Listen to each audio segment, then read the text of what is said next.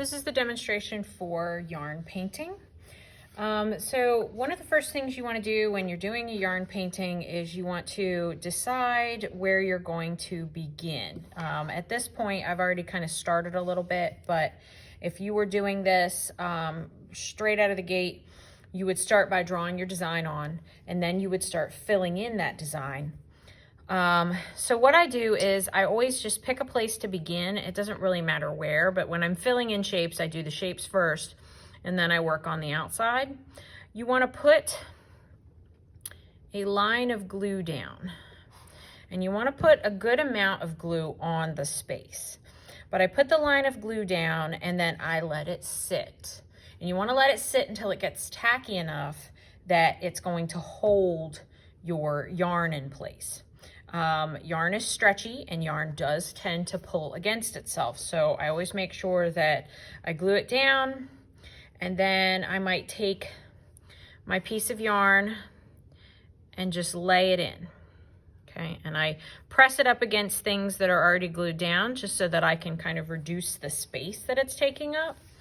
And while that's drying and setting up, then I would go and I would do the exact same thing in another space on the same project so that when you are actually ready to begin, you have several areas that are in the process of drying.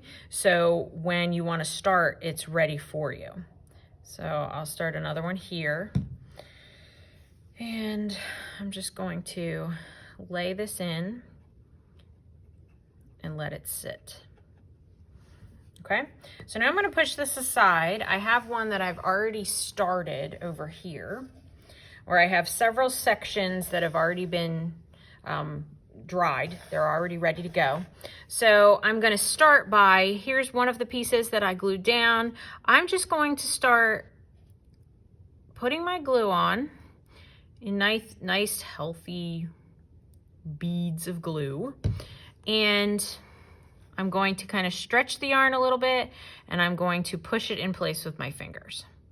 Okay, and I'm pushing against stuff that's already glued down so I get a nice tight seal and you can't see the background color in between. Now, if I get to a really tight spot like this one, I might want to cut this and cut it exactly where it needs to go to fit in that space, push it in, and then I can do another piece. It's these tight little corners, if you can see. These tight little corners make it really difficult for you to use one piece of continuous yarn and turn around and go back the other direction because it's such a tight corner. Gentle corners like this one are a little easier to do. So, same process. Put some glue down.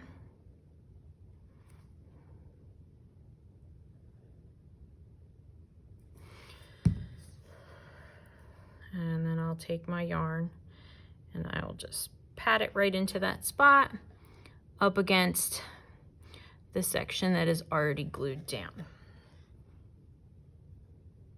Okay, and this is a gentle turn so I can continue gluing. I can continue wrapping it around the next area. So I'm going to turn and go back the way I came, or well, across the next shape rather. Okay, you are gonna get glue all over your fingers. Don't panic. Okay, when you are done filling in an area, say you get to the center like this star here. Once I got into the center, I would coil it in and really pack it in that space. Lots of glue in that area to make sure it stays good. Then I would take a piece of tape once it's glued down, and I would just gently place that over top of the spot. What that's going to do is that's going to hold it in place while it's drying. Then once it's dry the next day, you can peel that off and it's nice and stuck down for you.